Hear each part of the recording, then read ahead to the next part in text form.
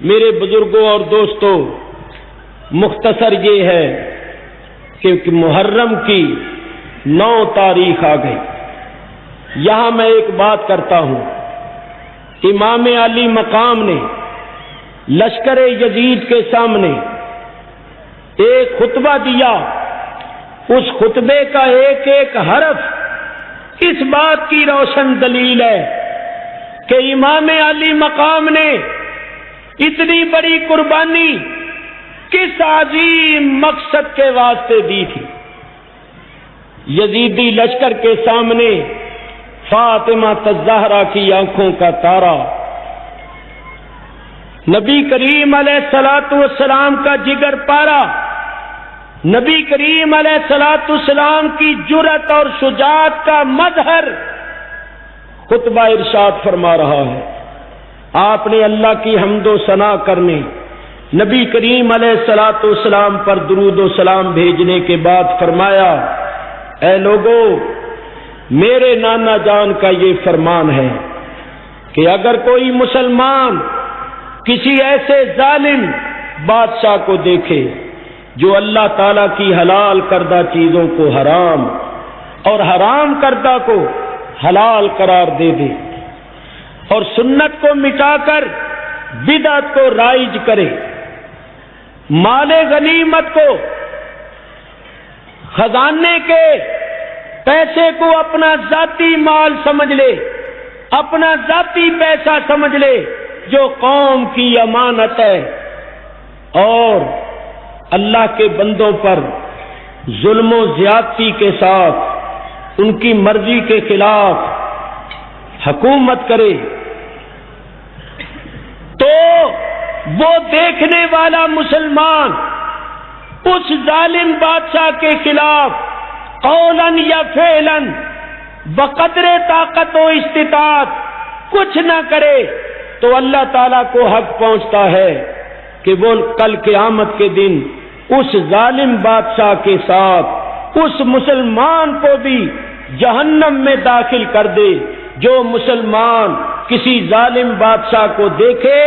اور اس کے خلاف کوئی کوشش نہ کرے۔ آپ نے فرمایا، آگاہ ہو جاؤ،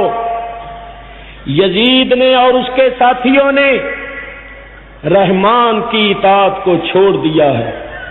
شیطان کی اطاعت اختیار کر لی ہے، سنت کو مٹا رہے ہیں، بدعت کو رائج کر رہے ہیں، اللہ تعالیٰ کی حلال کردہ چیزوں کو حرام اور حرام کردہ کو حلال ٹھہرا رہے ہیں، ظلم و زیادتی کے ساتھ لوگوں کی مرضی کے خلاف زبردستی حکومت کر رہے ہیں۔ میں بنسبت کسی اور کے زیادہ حق رکھتا ہوں کہ میدان عمل میں آؤں اور حق و صداقت کی آواز بلند کروں، کیونکہ جس دین کو مٹایا جا رہا ہے، جس دین کے نظام کو درہم برہم کیا جا رہا ہے، وہ دین میرے نانے کا دین ہے، یہ گلشن اسلام میرے نانے کا گلشن ہے اور میں اس کا محافظ ہوں۔ مجھ پر زیادہ ذمہ داری عائد ہوتی ہے کہ میں گلشن اسلام کی حفاظت کروں اور حق و صداقت کی آواز کو بلند کروں۔ اللہ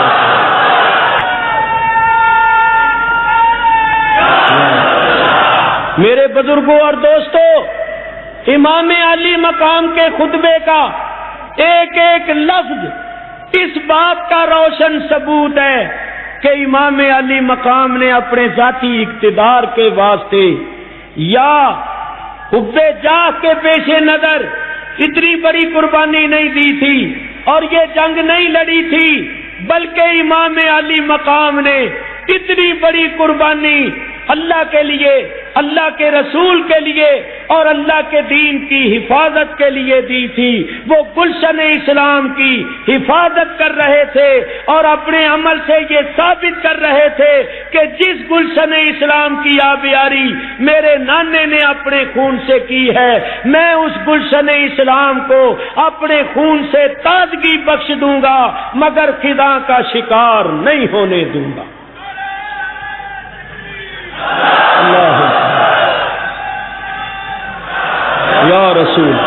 میرے دوستوں اور بزرگوں، سب حجتیں قائم ہو چکی، امام علی مقام تقریریں فرما چکے،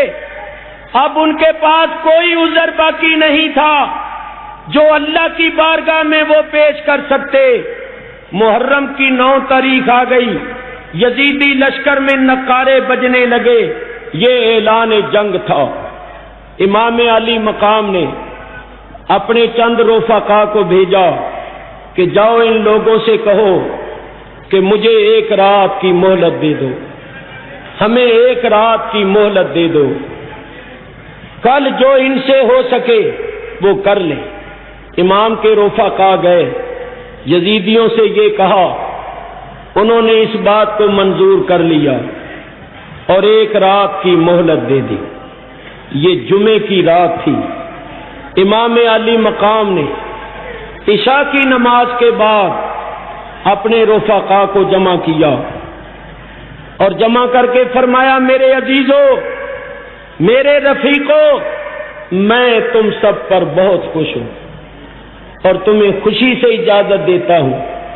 جہاں بھی تم سے ہو سکے تم چلے جاؤ۔ رات کی اس تاریکی میں تمہارے لیے جانا آسان ہے، کوئی بھی اپنے آپ کو میرے ساتھ رہنے پر مجبور نہ پائے، میں خوشی سے تمہیں اجازت دیتا ہوں، تم چلے جاؤ اور ان بچوں کو بھی ساتھ لے لو، یہ میرے خون کے پیاسے ہیں، میرے خون سے ان کی پیاس بجھ جائے گی۔ امام علی مقام نے اپنے رفقا کو جانے کی اجازت دی، مگر آپ کے رفقا میں سے کوئی ایک بھی جانے کے واسطے تیار نہ ہوا۔ سب نے کہا، اے فرزند رسول، اس مصیبت کے وقت آپ کا ساتھ چھوڑ جائیں اور آپ کو دشمن کے حوالے کر کے چلے جائیں تو کل قیامت کے دن رسول اللہ کو کیا منہ دکھائیں گے؟ رسول اللہ فرمائیں گے، تم نے مصیبت کے وقت میرے بیٹے کا ساتھ چھوڑ دیا، تم نے اپنی جانوں کو عزیز سمجھا اور میرے فرزند کو دشمن کے نردے میں چھوڑ کر چلے گئے۔ ہم ہرگز ایسا نہیں کریں گے، ہماری 1000 جانیں ہوں تو آپ پر نثار ہیں، ہم پروانوں کی طرح آپ پر اپنی جانیں نثار کریں گے، قربان کریں گے، اور اس مصیبت کے وقت آپ کا ساتھ نہیں چھوڑیں گے، بلکہ آپ دیکھیں گے کہ میدان جنگ میں ہم آپ کے آگے پیچھے دائیں بائیں ہو کر اپنی جانیں نثار کریں گے، اور جب تک ہمارے جسم میں جان ہوگی ہم دشمن کا کوئی تیر آپ تک نہیں پہنچنے دیں گے۔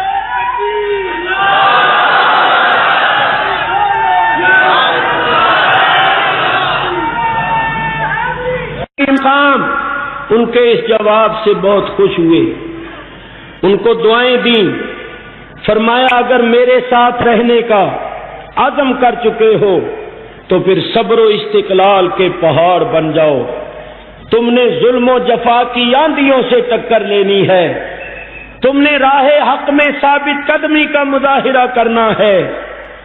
جاؤ اپنے اپنے خیموں میں 2 گھڑیاں اپنے رب کی عبادت کر لو، توبہ و استغفار کر لو، ذکر اذکار کر لو، تلاوت و درود پڑھ لو، نفل نوافل پڑھ لو،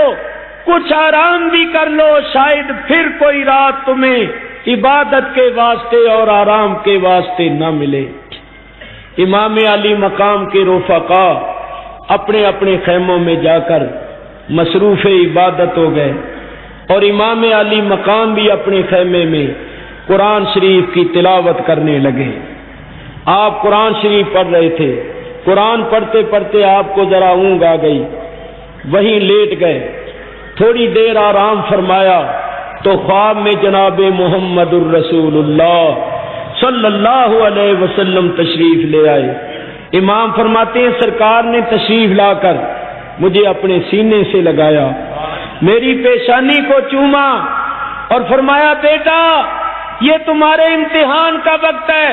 راہ حق میں ثابت قدم رہنا اور راہ حق میں آنے والی ہر تکلیف اور مصیبت کو برداشت کرنا۔ امام فرماتے ہیں نبی کریم نے مجھے اپنے سینے کے ساتھ لگا کر یہ دعا فرمائی، اللہم اعط الحسین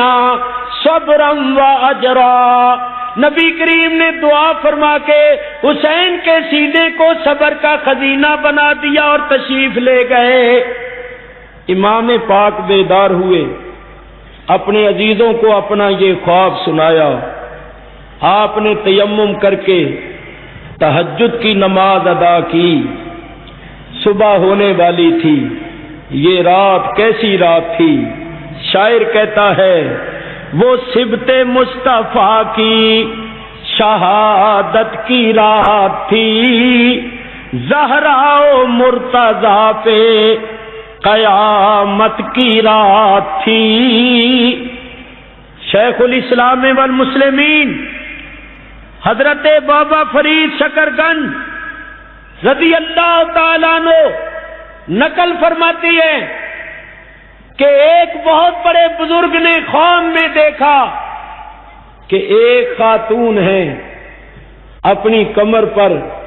کپڑا باندھے ہوئے، ہاتھ میں جھاڑو لیے ہوئے ایک زمین کو صاف کر رہی ہے۔ ان بزرگوں نے پوچھا کہ یہ خاتون کون ہے؟ تو پاس کھڑی ہوئی ایک دو عورتیں جو تھیں انہوں نے کہا یہ محمد الرسول اللہ کی بیٹی فاطمہ الزہرا ہے رضی اللہ تعالیٰ عنہا۔ ان بزرگوں نے آگے بڑھ کر عرض کیا اے خاتون قیامت، اے نبی پاک علیہ الصلوۃ والسلام کی لخت جگر، آپ جھاڑو دے رہی ہیں، یہ کون سی زمین ہے؟ یہ کون سی وادی ہے؟ یہ کون سا مقام ہے جہاں آپ خود بنفس نفیس جھاڑو دے رہی ہیں، جبکہ سینکڑوں ہزاروں آپ کی باندیاں اور غلام اور کنیزیں ہیں؟ تو سیدہ فاطمہ زہرا نے فرمایا کہ یہ وہ زمین ہے جس زمین پر میری آنکھوں کے تارے نے صبح شہادت کا جام نوش کرنا ہے۔ یہ زمین کربلا ہے، یہاں میرے لخت جگر نے راہ حق میں اپنی قربانی دینی ہے اور اپنے صبر و استقلال کا مظاہرہ کرنا ہے۔ میں اس لیے زمین صاف کر رہی ہوں کہ کوئی روڑ اور کوئی کینکر میرے لخت جگر کے بدن میں نہ چبھ جائے۔ میرے بزرگوں اور دوستوں، ماں نے تو اپنی مامتا کا حق ادا کرنا تھا۔ اصل میں